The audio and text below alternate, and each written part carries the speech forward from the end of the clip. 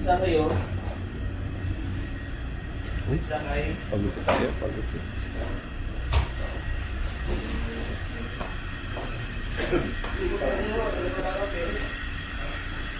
Napasok ko nila. Ha? Seryoso ka na dyan. Ah.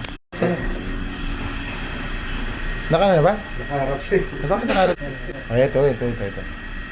Ito po si Mr. Alexandro. Balik ka na. Nagpagupit po siya sa Friday of Hall. Together with the barbers, Mr. Alex Baguio from Bohol. Bumata po siya ng 4 years. 31 years old pa lang po siya ngayon. Yan po. At the back. Hey my friend. Tingin naman dyan.